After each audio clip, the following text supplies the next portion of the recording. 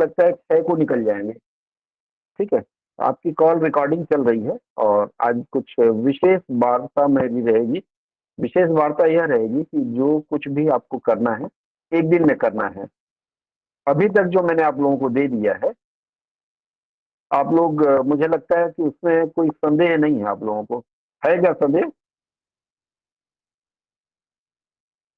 बोलिए, मैं नो पूछ रहा सर। हूँ, बीच में बताते चलेंगे। देखिए सबसे पहले मैं अभी आप लोगों को एक ट्रिक बताऊँगा, जिस ट्रिक के आधार पर आप लोग लीगल अनुवाद कर लेंगे आराम से। संभव है कि कंप्यूटर टेस्ट भी एक ही दिन हो जाए। मैं सिलेबस देख रहा था इसका। सिलेबस आप लोगों ने देखा है क्या दोबारा उसका, पटना हाई कोर्ट का? Yes sir. क्या लिखा है उसमें? पेपर 1 हाँ सर, आपका जो देखा है। होने वाला है, पेपर 1 में क्या लिखा है? पेपर 1 जो है, उसमें आपके जनरल नॉलेज जैसे कुछ प्रश्न होंगे, जनरल नॉलेज के अलावा जी, उसमें 80 मार्क्स के। हाँ, जनरल नॉलेज के अलावा फिर उसमें आपको थोड़ा बहुत मुझे लगता इंग्लिश है कि और मैथ, हिंदी। इंग्लिश और हिंदी का प्रश्न रहेगा। इंग्लिश और हिंदी मैथ्स का नहीं जो रहेगा प्रश्न, सर। हाँ, मैथ भी रहेगा। तो वही मैंने नहीं कहा नहीं, मैथ्स जनरल नहीं नॉलेज, रहेगा सर। मैथ नहीं रहेगा, ठीक है। जी नहीं। तो जो आपको जनरल नॉलेज की जो परीक्षा होगी, जनरल नॉलेज में आप लोगों से ज़्यादातर प्रश्न रहेंगे कौन सी किताब करंट किसने लिखी? Affairs and static GK. जी, और उसमें मैंने आपको 2 दिन पहले एक वीडियो दिया था, लाइव मैंने बुलाया था, आप लोग आए नहीं। बिहार के बारे में, बिहार की नदियाँ, पहाड़ों और फिर कुछ भौगोलिक स्थिति के बारे में मैंने बताया था। मुझे लगता है वो आप लोगों ने देख लिया होगा और आप लोग पढ़ भी चुके हैं उसके अनुसार। फिर मैंने आप लोगों से अनुवाद कराया था, ऑनलाइन अनुवाद करवाया था, कई सारा चैप्टर मैं करवा चुका हूँ उस पर। अनुवाद पे कोई शक है आप लोगों को? बताएं। स्क्रीन साझा कर रहा हूँ, दिखे तो बताइएगा। तो अभी जो अनुवाद इसमें आएगा, अनुवाद में क्या रहेगा, कैसे रहेगा, उसके ऊपर मैं थोड़ी सी चर्चा आप लोगों के साथ करूंगा। और आज की चर्चा बहुत ही छोटी रखूंगा, छोटी इसलिए कि आप लोग भी तैयारी में व्यस्त होंगे, अधिक समय नहीं दे पाएंगे। और रात का समय है, क्योंकि यहाँ तो ठंड कम है कलकत्ते में, आप लोग जहाँ होंगे वहाँ सर्दी खूब होगी। तो उसको ध्यान में रखते हुए एकदम जल्दी जल्दी हम शुरू करेंगे। देखिए, मैंने आप लोगों को बताया है, पहले भी कई बार मैं बता चुका हूँ कि जो लीगल अनुवाद है, मैं टाइप करते चलता हूँ, आप लोग देख पाएंगे।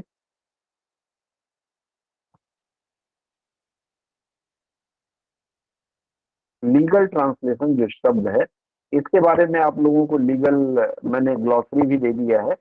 लीगल शब्द के अलावा कुछ लीगल सेंटेंसेस से आप लोगों से मैंने चर्चा किया था और मैं उसका अनुवाद भी साथ साथ कराया था। आप लोगों में सबसे बड़ा जो भय है लीगल ट्रांसलेशन लेकर के, कि यह लीगल ट्रांसलेशन आखिर होगा कैसे, और इसको लेकर के काफी लोग परेशान रहे हैं। मैंने आप लोगों को शुरू से बताया है, जो पिछली चर्चाओं में मैंने कराया था, तो मैंने उसमें आप लोगों को बताया था कि जो भी लीगल ट्रांसलेशन आएगा, तो मूलतः उसमें कुछ एक लीगल शब्द रहेंगे। पूरा का पूरा जो वाक्य है लीगल शब्द नहीं रहता है, क्योंकि उसमें प्रीपोजिशन, कंजंक्शन या ऐसे जो शब्द हैं, ये सारे शब्द तो नॉर्मल रहेंगे ना, सामान्य बोलचाल के, is, am, are, was, were, इस तरह की चीजें अधिक रहेंगी। तो उसको ध्यान में रखते हुए आप लोगों को जो अनुवाद करना है, उस अनुवाद से घबराए बिना आपका काम चल जाएगा। मैंने आप लोगों को कुछ वेबसाइट भी साझा किया था। मुझे लगता है फिर एक बार मैं वेबसाइट दिखा देता हूँ, जो लीगल ट्रांसलेशन के लिए जो चीजें आएंगी या फिर जिस तरह के शब्द हो सकते हैं। ज्यादातर अभी तक हम लोगों ने जजमेंट को लेके प्रैक्टिस किया था। अगर आपने इससे किसी के फोन में हो तो मुझे शेयर करें थोड़ा। दूसरा फोन इंगेज है तो इसलिए अभी, हाँ मिला। देखिए, मैं एक वाक्य देता हूं आपको, जो एक लीगल जजमेंट है। इसमें आप देखिएगा कि कितने लीगल शब्द आते हैं। कल के समाचार पत्र में था, window daughter, window daughter in law who is a dependent is eligible,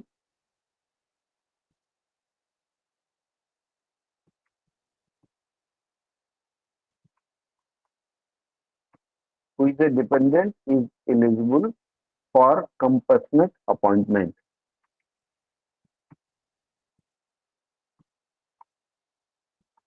जैसे यह एक समाचार में आया था, लेकिन चूंकि माननीय उच्चतम न्यायालय अथवा शायद सर्वोच्च न्यायालय का कहीं का यह प्रश्न पत्र था, इसलिए मैंने कहा कि इस पर थोड़ा सा आप लोगों का ध्यान आकर्षित करूंगा। विडोड का मतलब क्या होता है? विडोड का मतलब होता है विधवा। डॉटर इन लॉ का मतलब होता है बहू। डॉटर इन लॉ अक्सर बहू या बेटियों के उसमें भी चलता है, यहाँ डॉटर इन लॉ बहू के लिए प्रयोग किया गया है। हु का मतलब जो, इज ए डिपेंडेंट, डिपेंडेंट का मतलब होता है आश्रित, इज का मतलब है, एलिजिबल मतलब पात्र। जी क्या कह रही हैं? डॉटर इन लॉ नहीं लिखा, सिर्फ डॉटर इन लिखा हुआ है। कोई बात नहीं, वो शब्दों पे ध्यान दीजिए, मैं जो बोल रहा हूँ कई बार हमारा कंप्यूटर स्लो हो जा रहा है, टाइप नहीं कर पा रहा है। अब मुझे लगता है आ गया होगा डॉटर इन लॉ। ठीक है, जो बोल रहा हूं मैं उस पर ज्यादा फोकस रहिएगा। तो window daughter in law who is a dependent is eligible for compassionate appointment. Compassionate जो शब्द है इसको आप लीगल शब्द मान सकते हैं। और कंपैशनेट का मतलब क्या होता है? कंपैशनेट मतलब होता है कि अनुकंपा आधार पर। यहाँ ग्राउंड नहीं लिखा है, तो आप यहाँ अनुकंपा, इसकी जो हिंदी होगी इसको आप अनुकंपा लिख सकते हैं। अनुकंपा का मतलब होता है कि कंपैशनेट, अनुकंपा आधार पर या फिर अनुकंपा के आधार पर, यह लिख सकते हैं आप इसको। अपॉइंटमेंट का मतलब नियुक्ति। मैंने आप लोगों को पहले ही बताया है कि जब आपको कोई भी पैसेज मिलता है अनुवाद के लिए, तो आप उस पैसेज में सबसे पहले पूरा पैसेज पढ़ने का प्रयास करेंगे। अब जैसे ये जो मैंने आपको दिया है, इसकी पूरी कहानी है कि कोई सासू माँ नौकरी कर रही थी कहीं और उनको कुछ हो जाता है, और उनके हो जाने के बाद उनकी बहू ने दावा किया था कि यह नौकरी मुझे मिलनी चाहिए। अथॉरिटीज जो थी, वहां के प्राधिकारी जो थे, उन्होंने मना किया था। तो मामला न्यायालय में गया था और माननीय न्यायालय ने इस पर निर्णय दिया कि नहीं, जो डॉटर इन लॉ डिपेंडेंट है, अर्थात मान लीजिए उस महिला का बेटा नहीं है, तो उसके बदले उनकी जो बहू रानी है उन्हें यह नौकरी दी जानी चाहिए। जैसे ये कहानी, अब ये जो वाक्य मैंने आपको बताया, इस वाक्य में आप स्वयं देखिए कि इसमें लीगल वर्ड कितने हैं। विडोज, डॉटर इन लॉ, ये तो कोई लीगल शब्द नहीं है, आम शब्द है। और कंपैशनेट अपॉइंटमेंट आप मान सकते हैं। इसी तरह से इस पैसेज को हम और आगे बढ़ाते हैं। जब पैसेज को हम आगे बढ़ाना शुरू करेंगे, तो क्योंकि लोग बहुत देर से ज्वाइन कर रहे हैं इसलिए दिक्कत हो जा रही है। देखिए, अब जैसे इस वाक्य को हम आगे बढ़ाएंगे तो द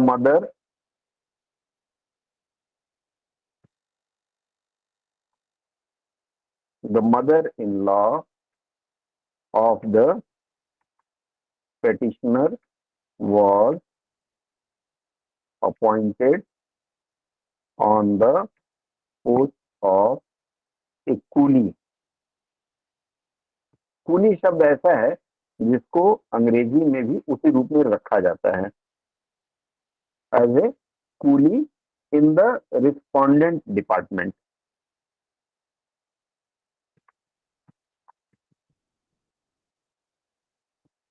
यह है पहला वाक्य। ठीक है, अब देखिए द मदर इन लॉ, इसका मतलब आपको पता है सास, जो कभी बहू थी। ठीक है, मदर इन लॉ सास हो गया।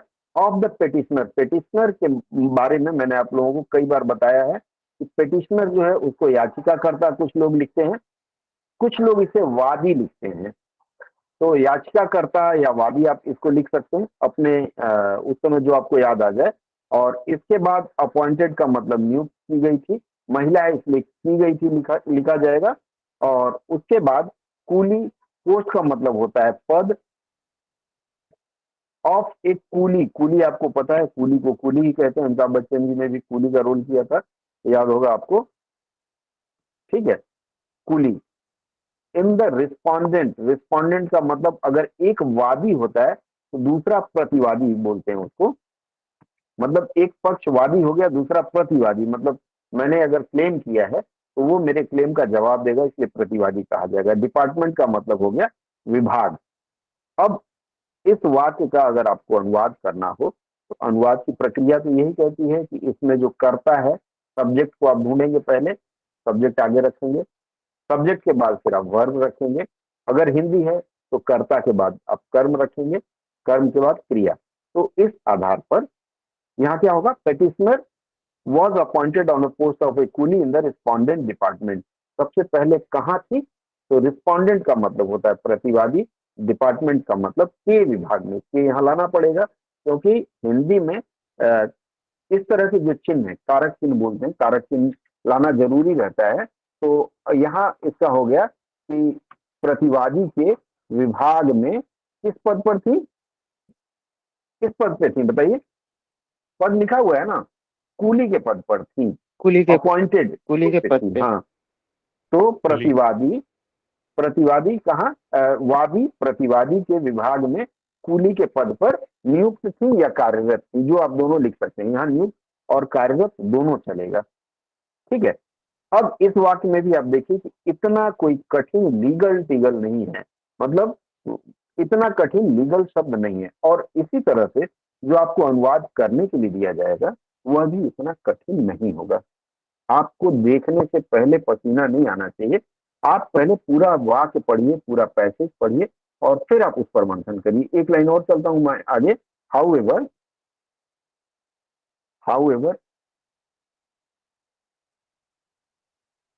she died while working in harness.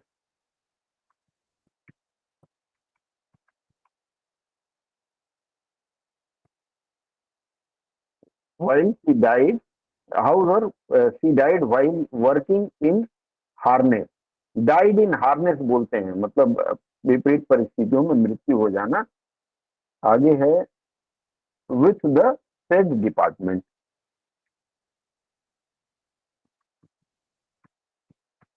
इसका अनुवाद कर लेंगे आप लोग।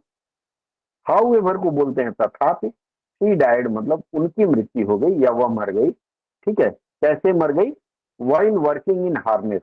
हार्नेस का मतलब कठिनाई होता है, मतलब विभाग में कार्यरत रहते हुए बेमौत मर जाना या असमय मर जाना। हार्नेस को इस रूप में लिख सकते हैं विद द सेड डिपार्टमेंट, मतलब उस विभाग में कार्यरत रहते हुए उनकी असमय मृत्यु हो गई, यह इसकी हिंदी होगी।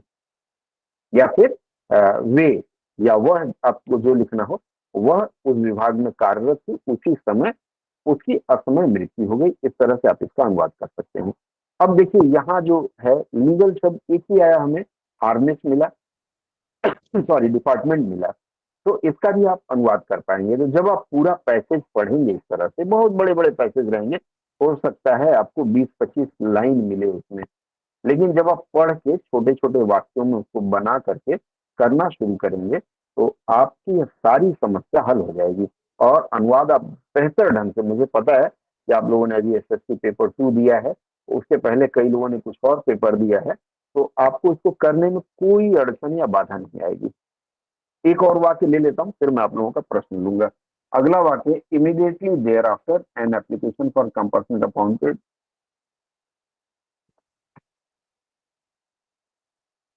immediately thereafter, immediately thereafter an application for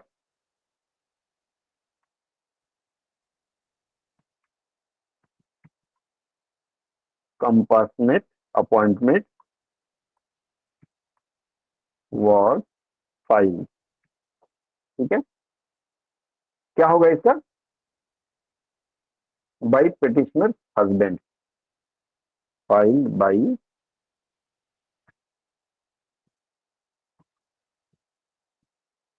husband। I.E लिखें, अर्थात दैट इज, अर्थात इसको बोला जाता है दैट इज डिसीज सन।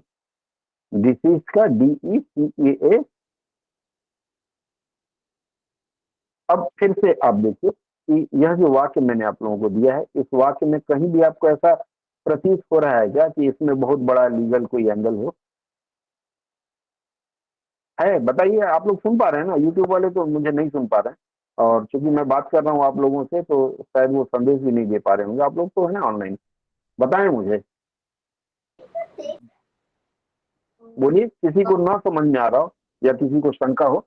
यहाँ देखिए, यहाँ भी देखिए क्या है, ये जो एक शब्द आपको मिला है, पेटिशनर्स मिला है, पेटिशनर शब्द को आप लीगल शब्द मान सकते हैं, डिसीज जो है इसको थोड़ा सा लीगल मान सकते हैं।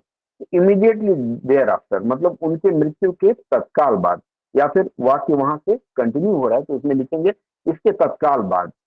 एन एप्लीकेशन एक आवेदन, और कंपासनेट अपॉइंटमेंट, कंपासनेट का मतलब फिर मैंने आपको बताया क्या होगा, अनुकंपा आधार पर नियुक्ति, अपॉइंटमेंट का मतलब नियुक्ति या फिर नौकरी के लिए पेटिशनर मतलब वादी के पति द्वारा क्या किया गया था, कंपासनेट अपॉइंटमेंट का आवेदन, अर्थात अनुकंपा आधार पर नियुक्ति या नौकरी के लिए आवेदन दिया गया था।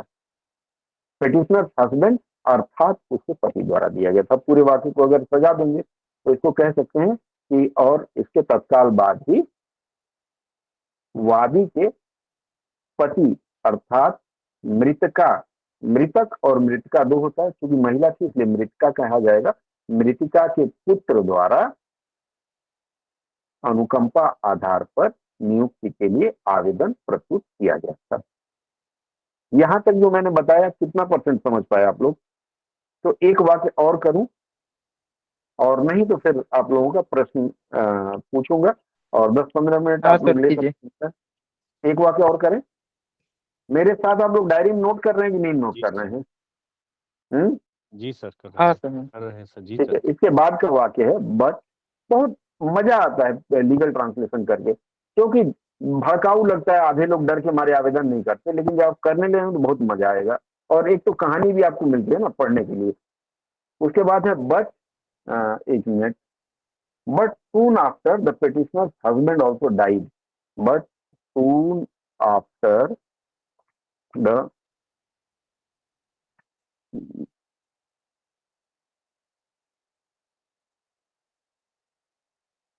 petitioner husband also died, leaving the petitioner widow.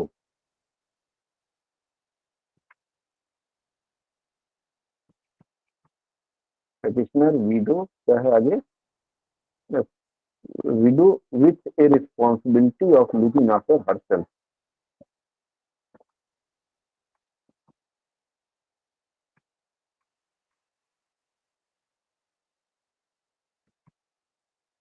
Self and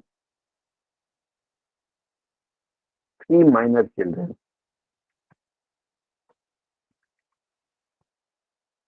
देखिए अब यह जो वाक्य है, कहानी बहुत अच्छी जा रही है, आप लोग समझ भी पा रहे होंगे, अनुवाद तो अपने आप हो जाएगा। बट सून आफ्टर मतलब इसके तत्काल बाद, यहां तक का हो गया।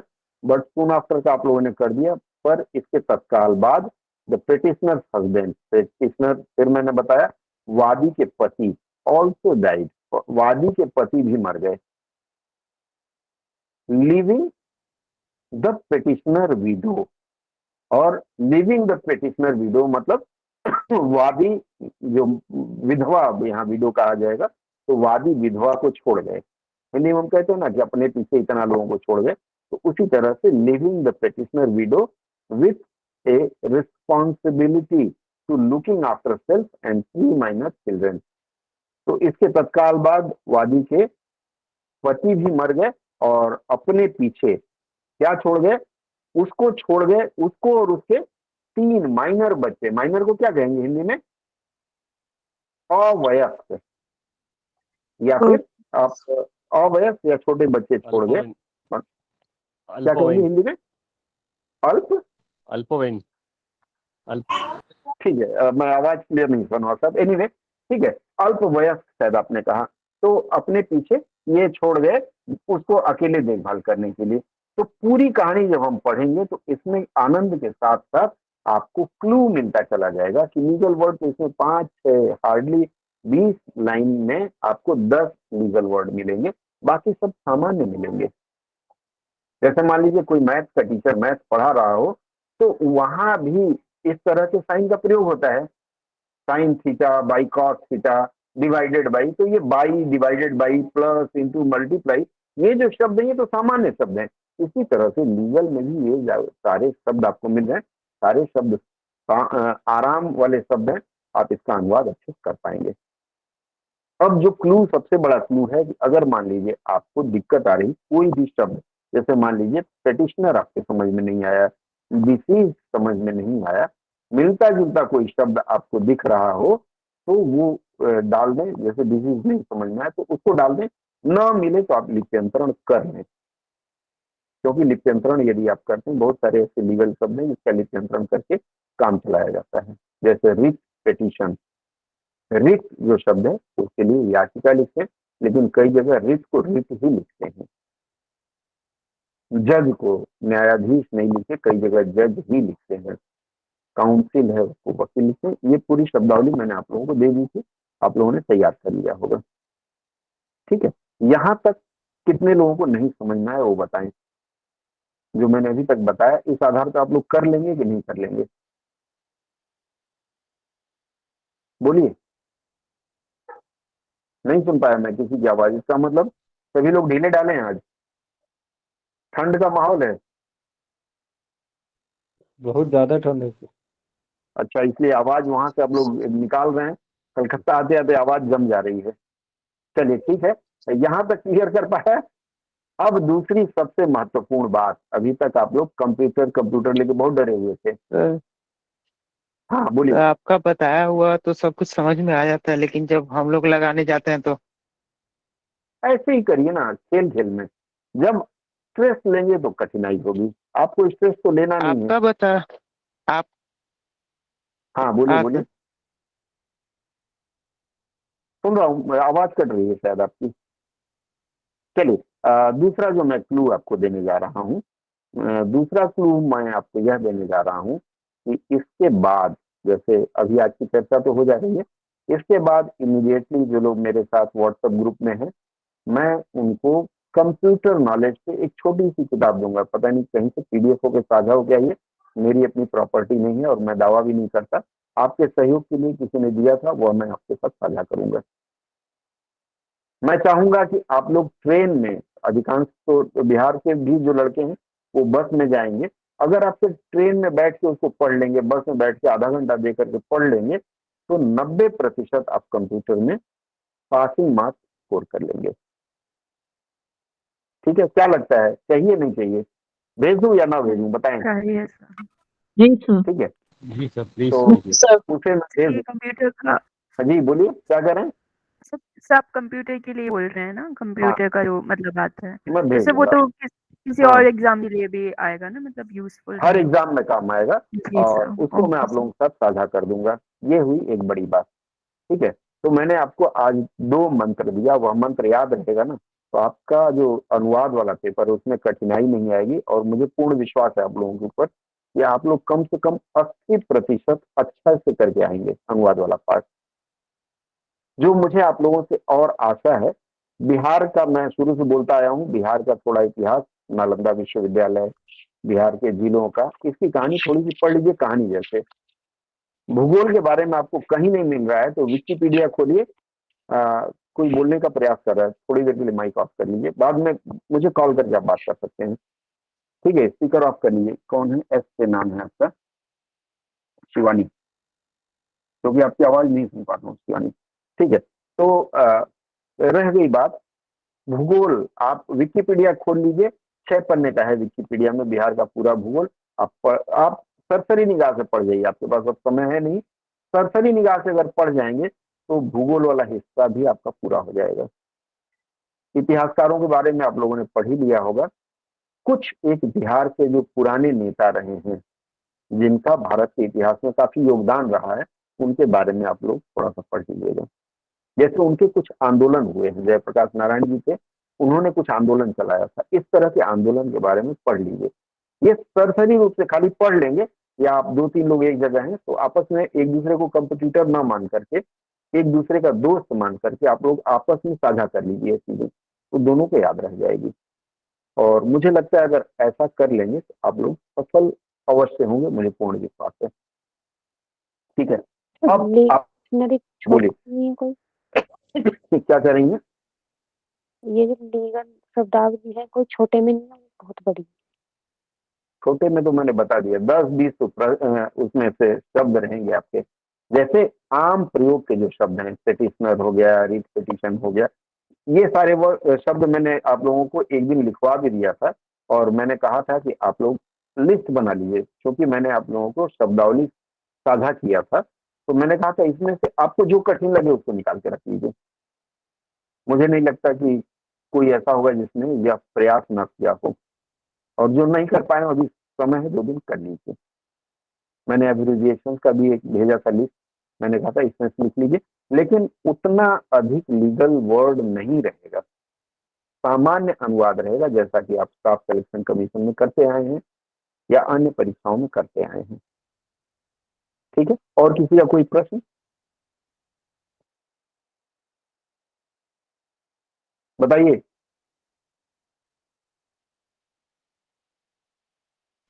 नहीं है तो नहीं फिर सर। सर जो मैं वन वर्ड सब्स्टिट्यूशन या फिर जो नरेशन ये सब जो पूछेगा, हाँ इसका लेवल मतलब कैसा, सीजीएल जैसा रहेगा? सीरियल से देखिए, मैं आपको हमेशा बताता आया हूँ कि जो भी है सिलेबस ना तो अंग्रेजी का बदलता है, न ही तो हिंदी का बदलता है। कारण क्या है कि अंग्रेजी में अगर पार्ट्स ऑफ स्पीच 8 आते हैं ट्रांसलेटर की परीक्षा में, तो ये आपको सीजीएल में 12 नहीं आता है। होता है क्या 12? कोई बता दे नहीं कि सर। 12 होता है।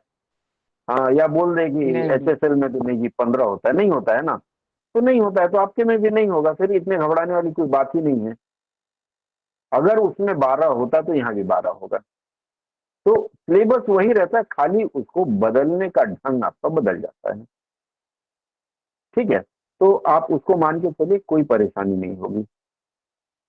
ठीक है, और किसी का कोई प्रश्न? बताएं। लाइव हूं मैं 5 मिनट और, उसके बाद फिर मुझे भी भूख लगेगी, आपको भी लग रही होगी। बताइए किसी का कुछ हो तो, नहीं तो फिर स्क्रीन बंद करें आप और घर चलें। सर शुभ रात्रि सर। आवाज नहीं सुन पाया, फिर से बोलिए। चलिए, आपकी आवाज नहीं सर सुन पाया शुभ मैं। रात्रि बोल रही हैं। अच्छा ठीक है, बहुत जल्दी आप थक गई। चलिए बहुत बढ़िया। ठीक है, नहीं फिर हम सर, लोग। मैं नहीं बोली थी, दीपा बोल रही थी। दीपा बोल रही थी, चलिए दीपा दीपा बोल थक रही। गई। जी सर। ठीक है, हाँ चलिए ठीक है, बहुत बढ़िया। अब फिर सत्र मैं बंद करता हूँ। अगर आप गुड में नाइट से सर। किसी, जी गुड नाइट, अगर आप में से किसी को लगे कि कोई संदेह है, कुछ बात छूट गई है जो हम लोग नहीं कर पाए हैं, तो आप लोग मुझे फोन कर सकते हैं। कल 11 बजे के बाद फोन करिएगा, 11 बजे तक रेल यात्रा में रहता हूँ। ठीक है,